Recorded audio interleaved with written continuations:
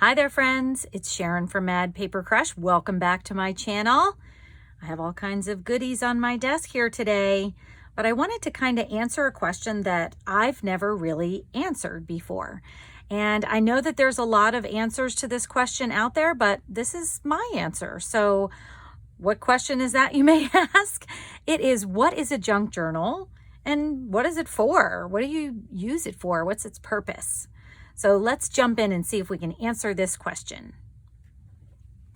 Okay, so I believe that the name junk journal came from the idea that these books and things were put together using junk, either using things that were ready to be thrown away, or things that, didn't no longer had any use, or recycled things, kind of, the larger definition of junk.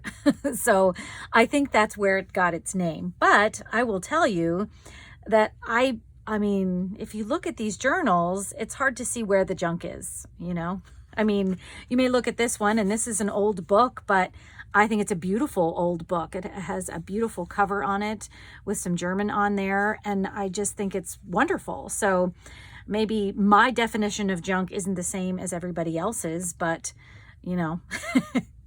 to each their own.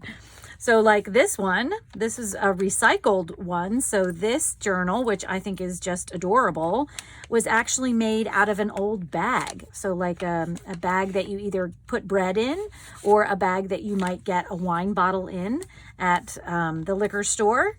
So this is, recycled from that. But a lot of these other things that are in here are not necessarily old. So there is some old book pages in here, but there's also some lined paper that wasn't that old. Let's see, there's also, like when you're looking at the ephemera and things like that, this is a digital. So, I mean, you could use an authentic, advertisement or something like that in here. But if you don't have access to those things, then you kind of improvise, you can make things look old if you want to as well. So let's just kind of take a look through the journals that I have here and talk about some of the things that make them, considered maybe a junk journal. So like I said about this one, this was an old book that I got, just like at a thrift store. The pages were falling out, so I took it apart, and now this beautiful cover has new life.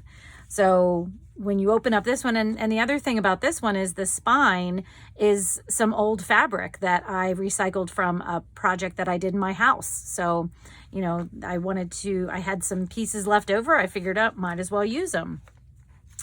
This is just scrapbook paper. So, not old, not junk necessarily.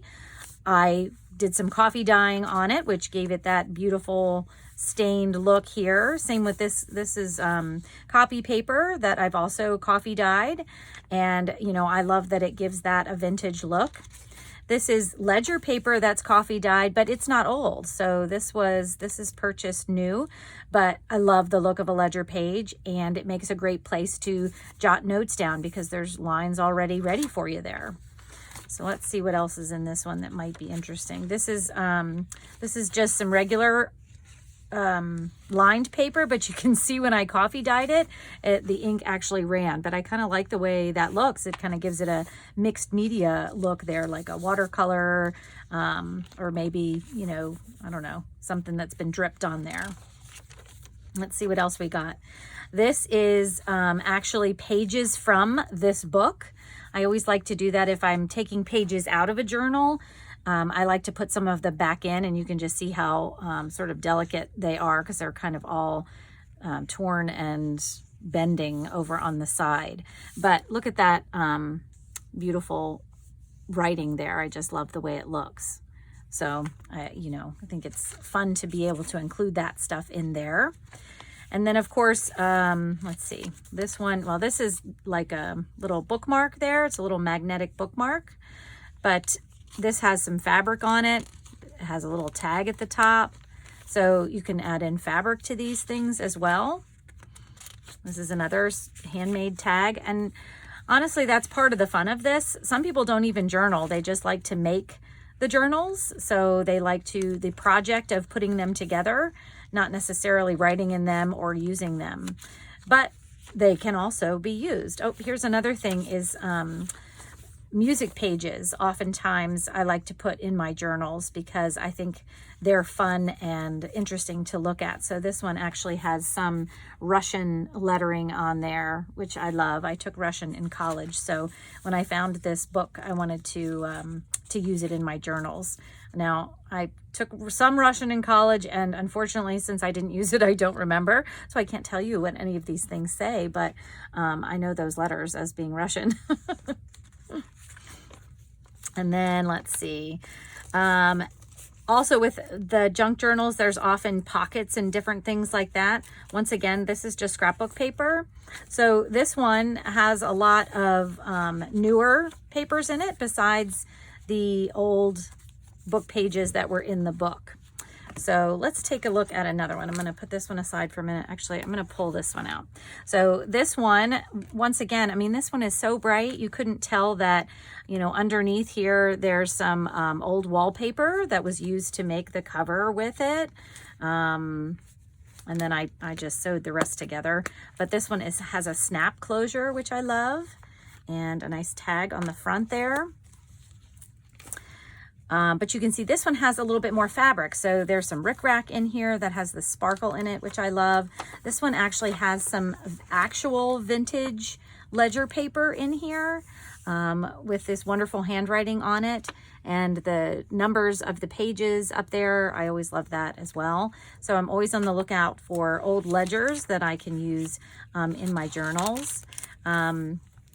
This is, I had a box of old papers from a business. I don't even know what these are for, but you can tell it was done on an old typewriter, which I think is kind of cool. So that's in here. These are more book pages. And while this book isn't that old, that it has some castles in it that, you know, that look old. Let's see what else. Oh, a lot of times you see fabric in junk journals. So this actually was recycled from a tablecloth that was coming apart. And so because it was torn and fraying in a lot of the places, I went ahead and took out some of these beautiful pieces, since that would have probably never have been used as a tablecloth again unless it was repaired. Now you get to see pieces of that beautiful crochet work that was done on that tablecloth right here in this journal. So that's kind of another idea of, you know, things that are put inside of a junk journal. You know, like I said, things that are recycled, things that might have ended up in a trash can somewhere. But they really do make beautiful journals. All right, so let's talk a little bit about what the purpose of a junk journal is. And really, because it's a journal, that's its purpose. It is for journaling, and it can be for different kinds of journaling. So it can just be for just everyday journaling. So that, like in this one, there's plenty of places to write, and the pages that don't are, you know, covered with something, or are book pages or things like that, you could use to just glue in pictures or drawings, or you could cover them with collage. So even though there are pages that you can't write on because, you know, there's a lot of other writing on here, it could be used for something else. You could even just, you know, clip a quote to it, or clip a list to it, or something like that on the pages that you can't actually just write on. And then I also wanted to show you, so another idea for a junk journal. Now this one's not sort of a traditional journal. This is more of a tag journal that I have put together. It's just a whole bunch of tags all clipped together with this big ring here. And I made this during when we were in quarantine. So I wanted to have some lists of, you know, things that were crazy in the time that COVID had just started for us over here. So for example, and this was all just lists of things. I didn't really want to journal necessarily, but I wanted to just jot down some lists of things. So this one was buzzwords. So some of the buzzwords that we were hearing were social distancing, flattening the curve, unprecedented time, self-quarantine, pandemic, community spread, shelter in place, cluster. Wow. Funny to go back over these and look at some of that stuff. But I decorated the tags and put them all together. And then I wanted to have these different lists that I could go back on, you know, a year later and kind of take a look at things I want to remember. We did birthday parades for people. So everybody stayed in their cars, but we drove by the kids' houses and, you know, had signs made for them and, you know, sang happy birthday as we drove by because nobody was getting together for parties and things like that. So journals, you know, help you remember things, and you could use any one of these as just a list journal if you wanted to as well. So I just wanted to mention that that's, you know, if you're not into full-time journaling and writing everything out, you could still do something to jot down your memories and have something to look back on.